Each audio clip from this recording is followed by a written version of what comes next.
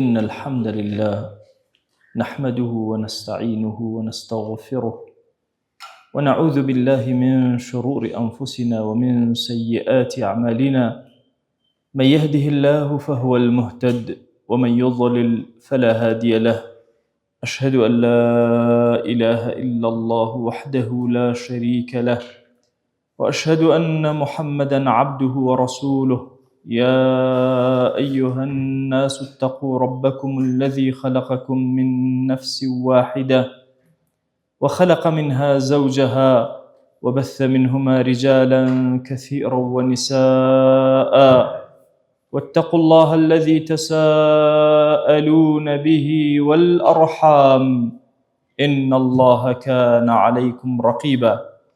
لەپاش سوپاس و ستایشێکی بێهەمتا بۆ کردگاری مەزنوو، داواکردنی درود و ڕەحمەت بۆ سەرگیانی پاکی پێشەوای مرۆڤایەتی محەممەد صلی الله تعالى عليه وسلم. ئینسانی ئیماندار کاتێک کە تاعەتێکی جوان بۆ خوا جەل جەلالوه ئەکات و هەندێک لە قۆناغەکانی خواناسی ئەبڕێت و نزیک ئەبێتەوە لە خودا جەل جەلالوه، لە ناخیا حاڵەتێکی بۆ دروست ئەبێت، حەنینێکی بۆ دروست ئەبێت، ئەوێ بە لیقای خوا جەل جەلالوه شاد ببێ و بگات. ئەم پلەیەکی زۆر گەورەی خواناسیە کە پێی ئەوترێ الشوق إلى لقاء الله تبارك وتعالى. علەما فەرموون خۆشترین لەزەتی سەر زەوی ئەو شەوقەیە کە لە دڵی ئینسانە هەیە بۆ ئەوەی بگاتە لیقای خوا. کاتێک کە خوای بە چاکی ناسی، زانی چۆنە. هەر یەکێک لە ئێمە کۆمەڵی خۆشەویستی لەدەست داوە. کێمان هەیە ئەوانەی کە باوکمان لەدەست داوە تەمەنا نەکەین ئەگەر بە خەوێکیش بە خزمەتی بگەین. کوڕەکەمان لەدەست داوە، براکەمان لەدەست داوە، هاوڵێکی عەزیزمان لەدەست داوە. تەمەنا ئەکەین کە بە حوزوری بگەینەوە جارێکی تر. ئەی ئەگەر کەسێک ئەم هەموو نیعمە جوانەی خوا جەل جەلالوه ببینێ بەسەر خۆیەوە، چۆن لە ناخیا و لە ڕۆحیا ئیشتیاقێک دروست نابێ بۆ لیقای خوا و بینینی خوا جەل جەلالوه. عەماری کوڕی یاسیر جارێک هاتە مزگەوتەکەی پێغەمبەرگیان صلی الله عليه وسلم، نوێژێکی کرد، نوێژەکەی کورد بوو. دوایی پیان عەجایب بوو کە نوێژێکی کورتی کردووە. وتیانێ عەمار نوێژەکە زۆر کورد بوو.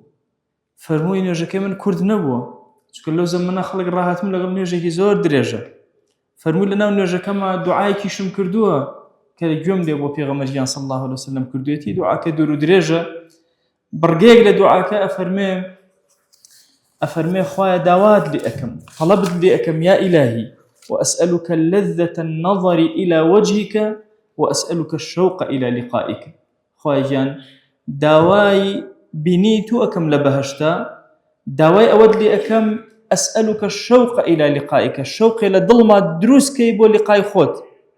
کە ئەمە پلەیەکی زۆر گەورەی خواناسیە کە ئینسان پێی ئەگا وهای لێدێ کە حەز ئەکا بە حوزوری خوا شاد بێتەوە و بگاتەوە بە حوزوری خوا جەل جەلالوه. ابن القیم ڕەزا و ڕەحمەتی خوای لێبێ فەرمێ ئەم دوو کەلیمەی کە لەم فەرمایشتەی پێغەمبەرە هاتووە صلی الله عليه وسلم بەرزترین پلەکانی چێژی باس کردووە لە دنیاش و ئاخرەتیش. لە دنیا بەرزترین پلە وأسألك الشوق إلى لقائك، ئەوەی کە ئینسان بگاتە حاڵەتێکی وا تەمەناکە بە حوزوری خوا بگا، ئەوەندەی خوا خۆش بێ، ئەوەندەی جوان ناسی بێ. گەورەترین چێژی لەناو ئاخرەتە بریتیە لذة النظر إلى وجهك، کە لە بەهەشت گەورەترە کە بینینی خودایە جەل جەلالوه. من كان يرجو لقاء الله فإن أجل الله لآت.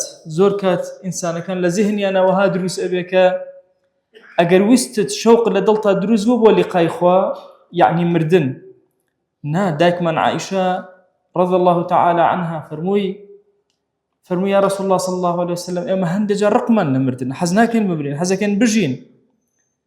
ئینسانی ئیماندار زۆر حەزی بە ژیانە، لە شەهیدی زیاتر حەزی بە ژیانە.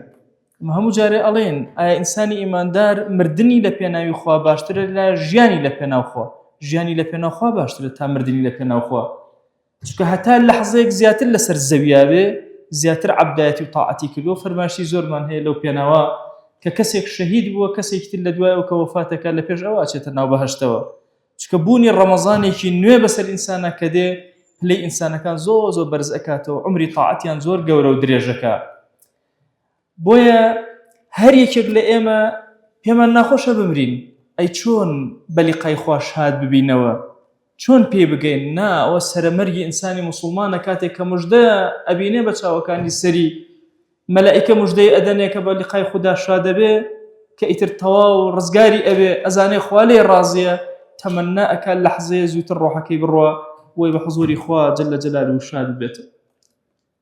ئەم حەنینەی کە لە دڵی ئینسانی ئیماندارە دروست ئەبێ خۆی بۆ خۆی عەبدایەتێکی زۆر گەورەیە لە ئینسانە.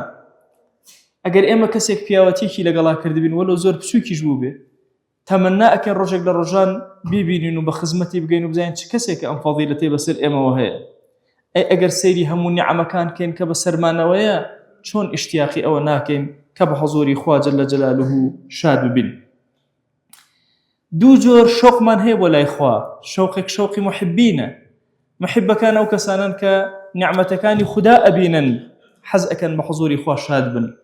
شەوقێکی ترمان هەیە شەوقی عارفینە، سەیری ئەسما و صفاتی خوا ئەکەن، خوا جەل جەلاله لە ناو صفاتەکانەوە ئەناسن کە سەیری صفاتە جوانەکانی ئەو ئەکەن تەمەنا ئەکەن بە حوزوری بگەن، حەز ئەکەن زوو بگەنەوە حوزوری خوا جەل جەلاله. ئەوەندە کاتێک کە ئینسان تێڕا ئەمێنێ لە ئەسما و صفاتی خوا هەر یەکێک لە صفاتەکان ئەگریت و ئەو هەموو جەماڵ و کەماڵی خوددا لە پشتیەوە ئەبینی تەمەنای ئەوە ئەکەی کە بە حوزوری خوا جەل جەلاله بگەیت و شاد بی. پێغەمبەریان صلی الله عليه و آله وسلم و پێغەمبەران عەلەیهیم الصلاة والسلام هەموویان ئەو شەوقە لە ناخیانە هەوە بە حوزوری خودا.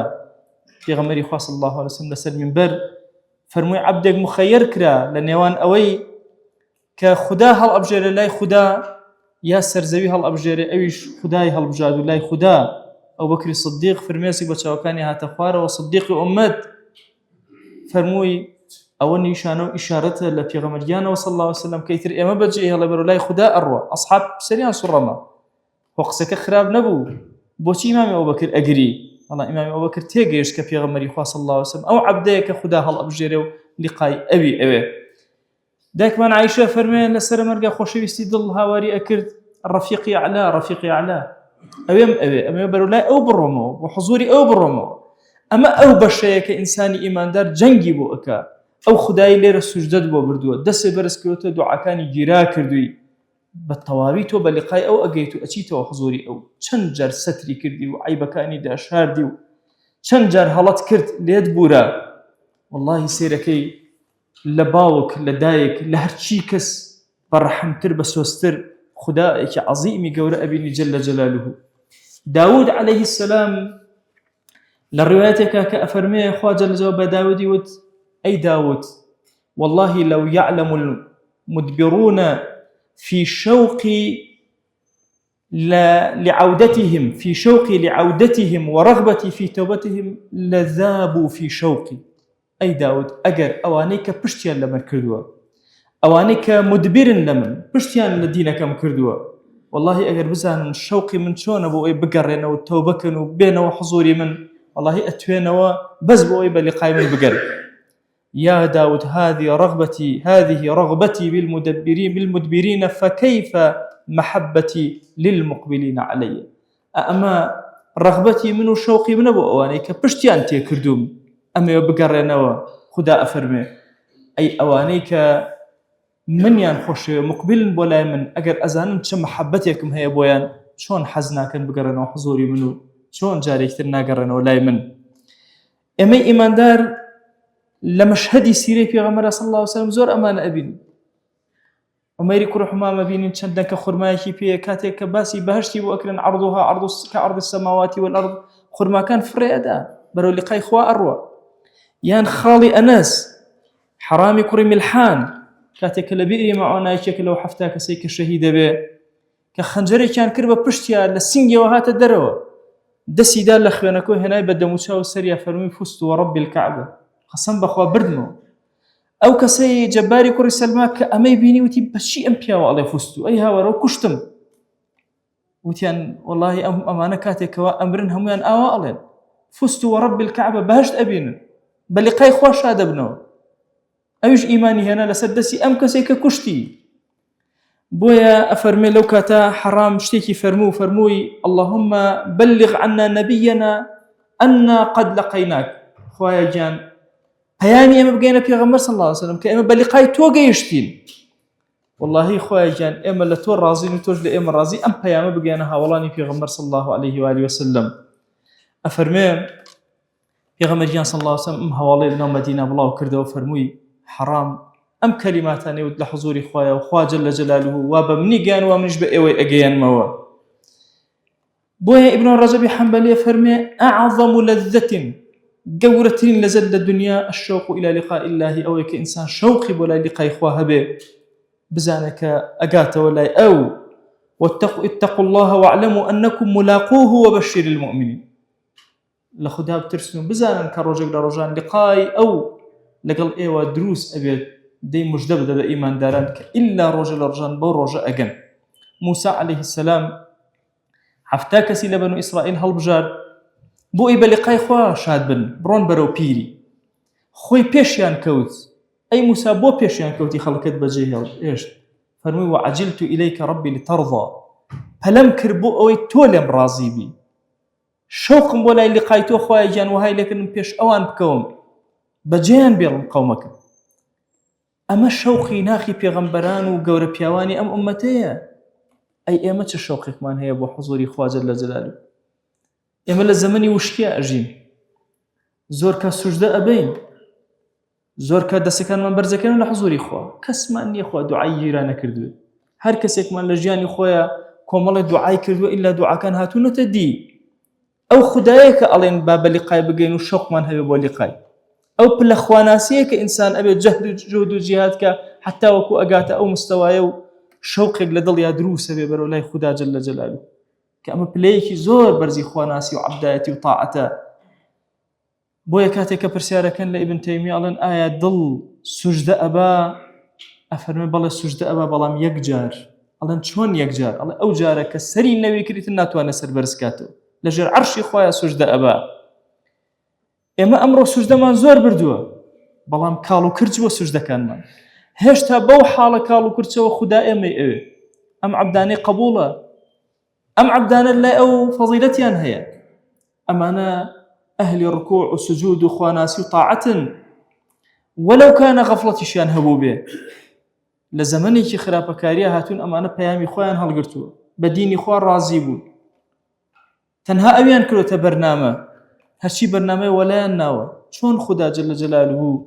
بو أم عبدانا ولو قناه بارج بن اشتياقين وأم عبدانا شون اشتياقين ولا خدانية جل جلاله قولتين كرمي خواه بسر مانا أويل سر مرق مانا مشغول دنيا نبين من عاش على شيء مات عليه خواه لسر شي بجي لسر أو أمري ومن مات على شيء قام عليه جاري كتير لقيامته زندوء بيته لسر أو شتيك لسري مردوي بوي الليرة خوت خريكة بخواناسي وطاعة وعبداتي وبوي اللي سر مرقى شوقي خواته بيري خواته زورنا وانا كاتك لسر مرقى كلمة الله بزمان ينادي لا إله إلا الله بزمان ينادي سبحان الله وذكر أكن مشغول عبداتي وطاعة آزار كان ولا أنن نحضوري خوايا ما ملا أكن ضليان وابستي أو قيشنا بلقاي خوا أو الشوق بلقاي خوا أو حالتك الإنسان دروس أبي خدا ناسي كي زور راستقي ندر أسبي يعني أمتي في غمر صلى الله عليه وسلم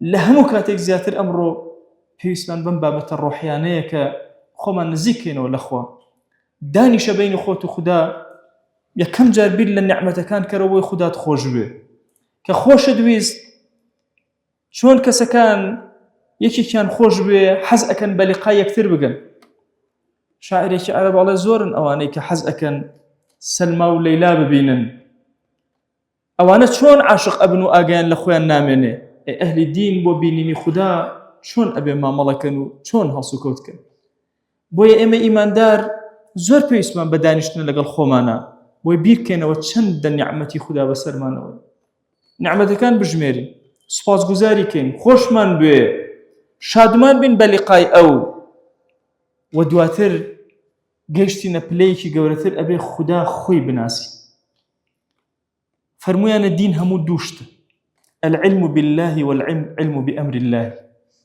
أو علم تهبي بخدا وتعقيديك جوان الدامزرا بخدا باج ناسي بي علم شبه أوامر خدا هبي شريعة الجوان جيبا جاكر بي همو دين أمن دي أمدو كلمة علمك جوان بخدا علمك جوان بفرمانكاني خوا جێبەجێیان کە ئیتر تۆ کەسێکی لەو کەسانێکەوە لە صالحینی ئومەت و ئەولیای ئومەت مامەڵەت لەگەڵا ئەکرێ و لە قیامەتە لەو پێڕانە پێڕە گەورەکانی ئومەت لەوێ مامەڵەت لەگەڵا ئەکرێ و حسابی کتابت لەگەڵا ئەکرێ.